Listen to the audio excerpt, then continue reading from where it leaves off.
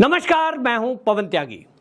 बिहार से निर्दलीय सांसद जीत के आए पप्पू यादव पूर्णिया से वो सांसद बने हैं। कांग्रेस से टिकट चाहते थे लेकिन कांग्रेस ने टिकट नहीं दिया तो निर्दलीय लड़े, लेकिन जीतने के बाद वो सीधा प्रियंका गांधी वाड्रा से मिले और उन्होंने घोषणा कर दी कि वो राहुल गांधी को प्रधानमंत्री बनाने के लिए काम करेंगे। विचारधारा से वो कांग्रेसी हैं, ये उन्होंने बोल दिया। और जो चुनाव है उस चुनावी सभाओं में भी उन्होंने वो भाषा बोली, वो भाषण में मुद्दे बोले जो मुद्दे कांग्रेस के मैनिफेस्टो में हैं, जो राहुल गांधी बोल रहे थे।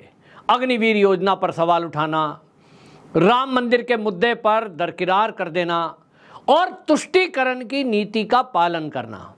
अब वो जो पप्पू यादव है जिनके ऊपर ये कहा जा रहा है कि जब वो राजनीति में आए उसके पहले वो बिहार के अंदर रंगदारी का काम किया करते थे। अब ये कितना सच है कितना नहीं, किसी केस में उनको सजा हुई कि नहीं, ये मेरी जानकारी में नहीं है।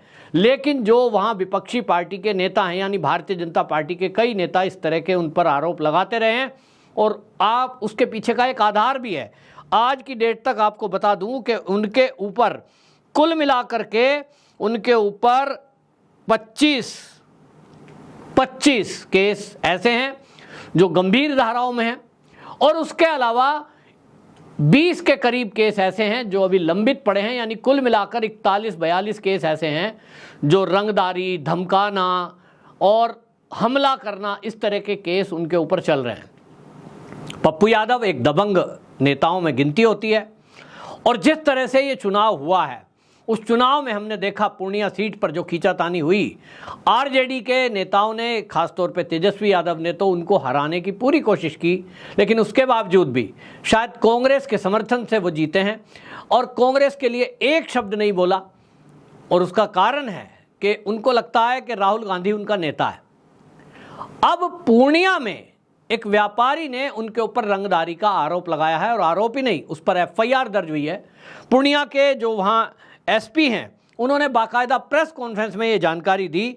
उन्होंने कहा कि जो पूर्णिया के सांसद हैं राजेश रंजन उर्फ पप्पू यादव, उन पर 10 लाख रंगदारी मांगने का आरोप है और एफआईआर में लिखा गया है कि 2/4/21 यानी 2 अप्रैल 2021 को उनसे इस तरह की रंगदारी मांगी गई थी। फिर 2023 में मोबाइल और व्हाट्सएप के जरिए डरा धमकाकर उनसे 15 लाख रुपए और 2 सोफा सेट ये मांगे गए। और उसके बाद अब 2024 में 5 अप्रैल को मोबाइल फ़ोन पर 14 से 15 कॉल आई और उनको ये कहा कि आप अर्जुन भवन में आकर और पप्पू यादव से मिलिए। उनको 25 लाख लाने के लिए कहा गया। ये सब कुछ जो है कहा और इसमें ये कहा कि जो पप्पू यादव के खासम खास हैं अमित यादव, वो बीएसएनएल में एसडीओ हैं और उन्होंने ये फ़ोन किया और डरा धमकाकर व्यापारी को उन्होंने ये रंगदारी मांगी है और आरोप लगाए गए हैं। अमित यादव जो सहयोगी है इनका, उस पर आरोप लगाए गए हैं और इस मामले में गंभीर धाराओं में केस दर्ज हुआ है और ये उसमें बाकायदा सबूत के तौर पर दिखाया गया है कि जितनी फ़ोन कॉल आई हैं, जो व्हाट्सएप मैसेज आए हैं, इसमें वसूली की बात कही गई है। कुल मिलाकर ये धमका दिया गया है कि भाई अब हम सांसद बन गए, 5 साल तो अब हम ही सांसद रहेंगे पूर्णिया में। और ये कहा गया मैसेज में कि यदि आपको पूर्णिया में रहना है तो ये पैसे आपको देने पड़ेंगे। इस तरह की रंगदारी अभी तक, वो उनसे पूछा गया, पत्रकारों ने पूछा जो व्यापारी थे कि भाई अभी तक आपने कंप्लेंट क्यों नहीं की और अब क्यों कर रहे हैं। वो कह रहे हैं कि देखिए अभी तक तो ये लग रहा था कि शायद कांग्रेस की ही सरकार केंद्र में आ जाएगी और अगर केंद्र में कांग्रेस की सरकार आ जाती तो ये तो राहुल गांधी के खासम खास हैं, फिर तो इनके खिलाफ कोई कार्रवाई होती ही नहीं। अब क्योंकि केंद्र में मोदी सरकार बन गई और बिहार के अंदर भी एनडीए की सरकार है और इसीलिए लगा कि उनके साथ न्याय हो सकता है और ये हुआ भी है। उन्होंने कहा कि जैसे ही मैंने पुलिस को कंप्लेंट दी, पुलिस ने प्राथमिक जांच की, मैंने जो सबूत दिए वो सही पाए गए। फ़ोन कॉल्स मेरे पास है, उसकी डिटेल मैंने दी, व्हाट्सएप चैट की डिटेल मैंने दी और उसके आधार पर एफआईआर दर्ज हुई है। तो अब उम्मीद है कि केस फाइनल होगा, इनके खिलाफ कार्रवाई भी हो सकती है।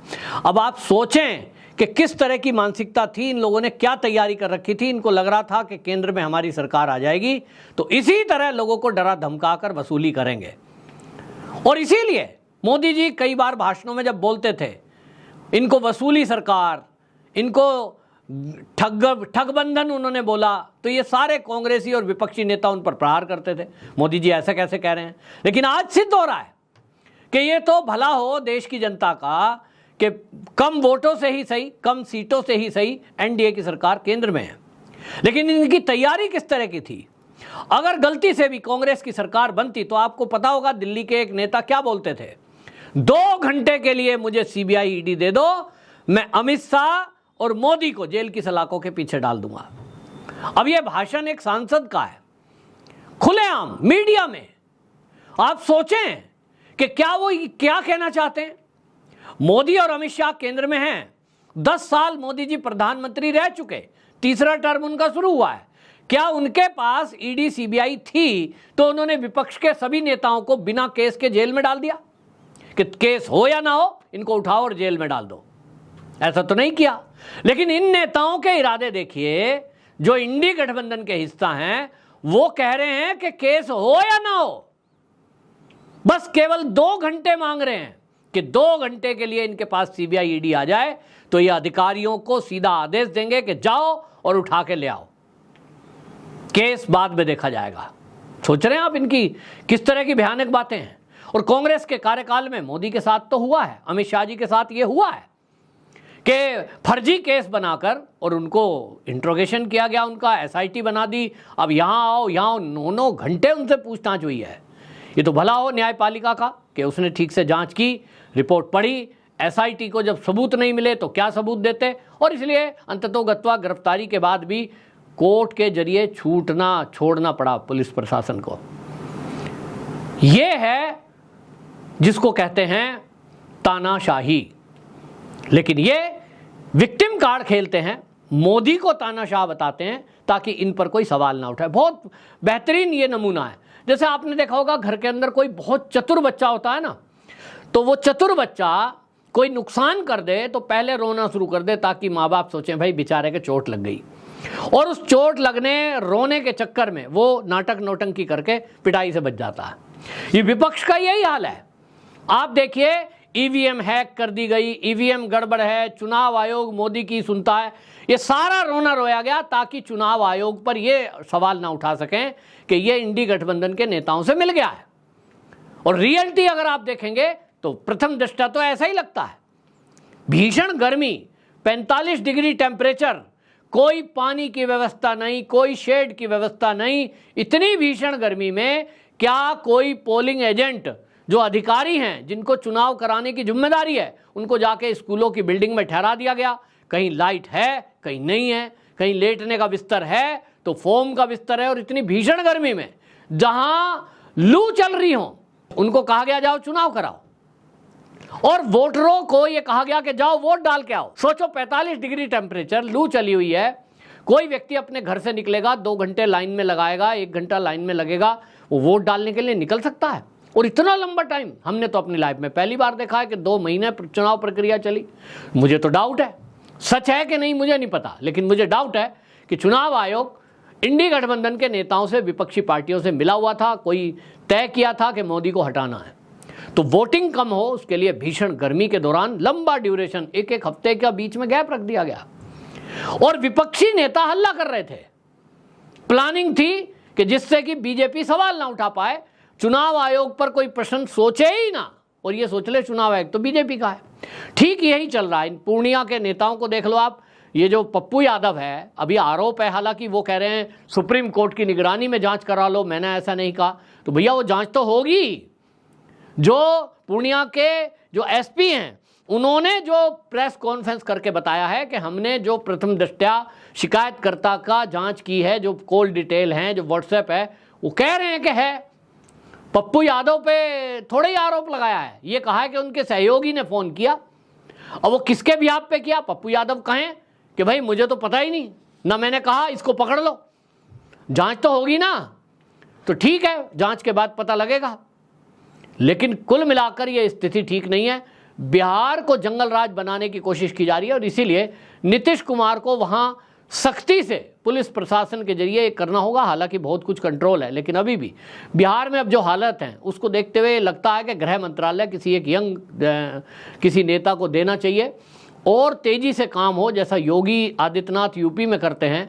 बुलडोजर कार्रवाई तुरंत होती है, माफियाओं गुंडों पर कार्रवाई होती है। मजाल है वहाँ कोई MP हो या MLA, कोई हो, कोई गुंडाई दिखाएगा तो जेल में जाएगा। बिहार में अब इस इंतजार में लोग हैं कि ये जो पप्पू यादव के ऊपर आरोप लगे हैं, मैं आरोप बता रहा हूँ, आरोप लगे हैं कि उनके सहयोगी ने रंगदारी मांगना शुरू कर दिया है, इसमें कितनी हकीकत है। और ये तभी पता लगेगा कि वहाँ के DGP को चाहिए कि तत्काल इसमें इनकी वीडियो कॉलिंग निकाली जाए। बिहार के DGP को चाहिए कि इनकी कॉल डिटेल ट्रेस करे, कॉल डिटेल का पता लगाए कि पप्पू यादव और इनके जो सहयोगी पर आरोप लग रहे हैं, जिनका नाम अमित यादव है, इन्होंने किस किस को कॉल किया है और कब कब कॉल किया है, और जो कहा जा रहा है वो सही है कि नहीं, और इनके खातों की भी जांच हो, इनकी प्रॉपर्टी की भी जांच हो। मैं तो कहता हूं कि जो ये व्यापारी हैं, ये इन्होंने अपनी तरफ से शिकायत लिखी है, लेकिन वहां के मुख्यमंत्री क्यों सो रहे हैं मुझे समझ नहीं आ रहा। इनकी प्रॉपर्टी की जांच के लिए ED को लिखें, CBI को लिखें, और पप्पू यादव के केस की भी जो जांच है, 41 केस पेंडिंग बताए जा रहे हैं, उसमें तत्काल प्रभाव से तेजी लाई जाए और उन सब केसों में फाइनल किया जाए। अगर कोई कहीं आरोप सिद्ध होता है तो समझ लीजिए पप्पू यादव तो जेल गए, और जेल गए और 2 साल से ऊपर की सजा हुई तो इनकी सदस्यता भी रद्द होगी और इसके बाद ये सांसद भी नहीं रहेंगे। ये होने वाला है। अब बिहार में इसकी बहुत आवश्यकता है, कड़ा मैसेज देने की आवश्यकता है। तो नीतीश कुमार जी से बिहार की जनता ये आग्रह कर रही है कि वो तत्काल इसमें कड़ा फैसला लें, और पप्पू यादव यदि दोषी है तो उनको जेल की सलाखों के पीछे भेजें, और ऐसे गुंडाई करने वाले लोग वो राजनीति से दूर रहें तो ही अच्छा है। आपकी क्या राय है? कमेंट बॉक्स में जरूर बताएं। वंदे मातरम।